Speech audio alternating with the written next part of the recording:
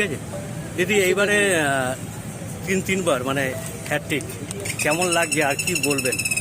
নিশ্চয়ই খুবই ভালো লাগা, কারণ আমার কেন্দ্রের সকল মানুষ মমতা বন্দ্যোপাধ্যায় তৃণমূল কংগ্রেসের উন্নয়নকে সামনে রেখে তারা তাদের প্রার্থীকে প্রতিমা মণ্ডলকে বিপুল ভোটে জয়যুক্ত করতে চলেছে। তার জন্য মানুষের কাছে কৃতজ্ঞ।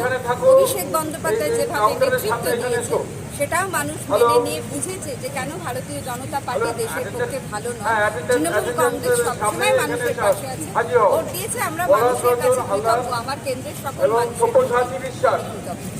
সুন্দরবনের মানুষ এখনো পর্যন্ত রেল যোগাযোগ পায়নি এবং চেষ্টা চালিয়েছে তাদের, মানে এবারে তো ফের আবার সাংসদ হলেন হ্যাট্রিক করে, এইবারে কি রেল যোগাযোগ ব্যবস্থাটা করবেন? নিশ্চয়ই। আমি মমতা বন্দ্যোপাধ্যায় যখন রেলমন্ত্রী ছিলেন তিনি তখন ক্যানিং থেকে ভাঙনখালি হয়ে গদখালি পর্যন্ত রেল লাইনের কাজ শুরু করেছিলেন, কিন্তু ভারতীয় জনতা পার্টি ক্ষমতা আসার পর সেই কাজ বন্ধ।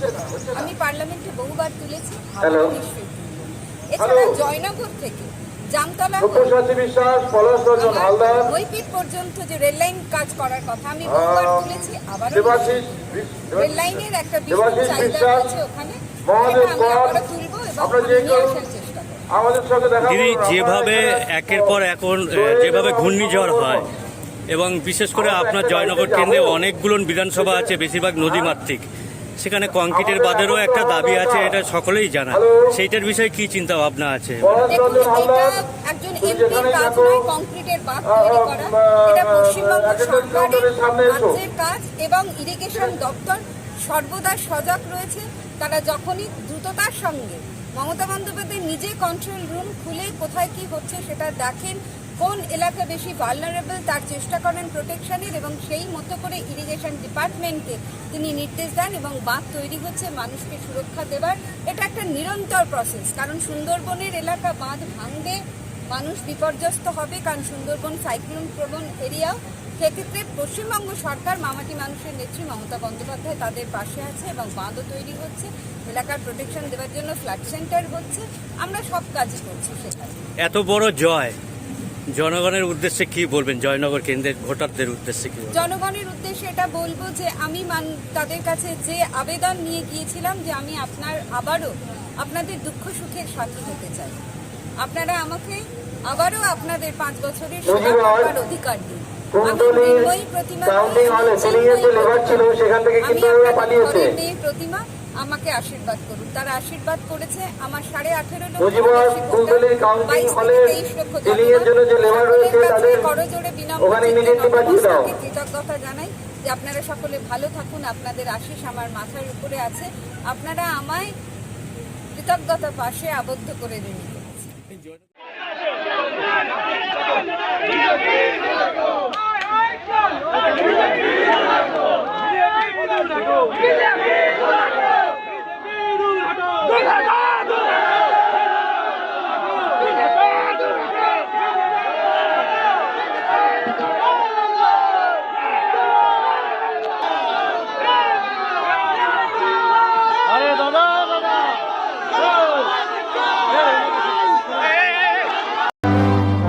আমি বিশ্বজিৎ, আপনারা দেখছেন টাইগার নিউজ বাংলা। সুন্দরবনের সোদা মাটির নোনা জলের সব খবর, সবার খবর, মানুষের পাশে, মানুষের সাথে। Tiger news Bangla.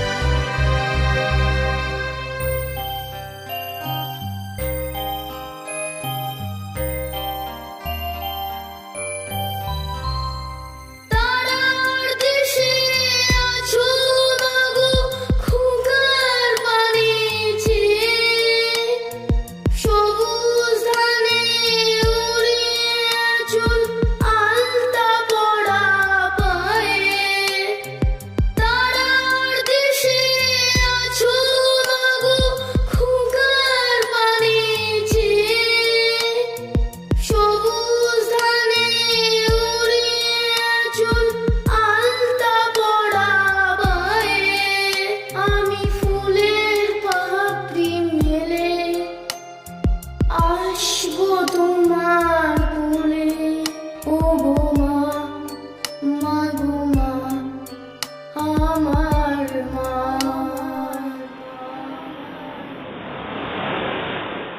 আমি তোমার কোলে আসবো ফিরে, তোমার আঁচল তলে মাগো নয়ন মেলে দেখবো তোমায় আমার দু চোখ ভরে।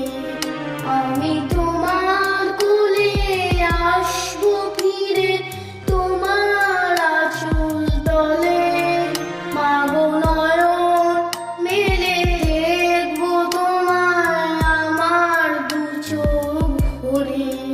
লা লা লা লা লা লা লা লা লা লা, লা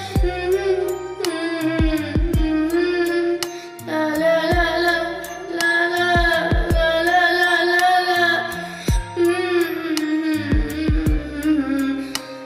লা লা লা লা লা লা লা লা,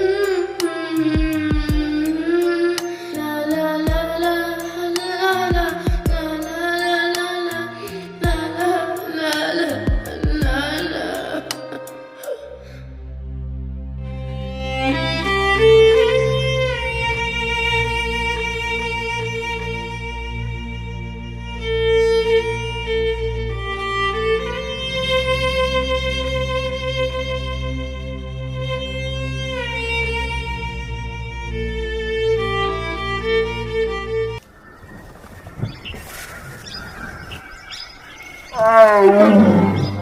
আমি বিশ্বজিৎ, আপনারা দেখছেন tiger news Bangla.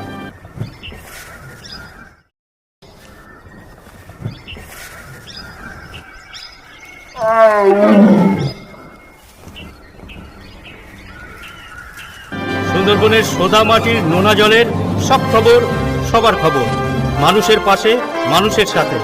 Tiger news Bangla.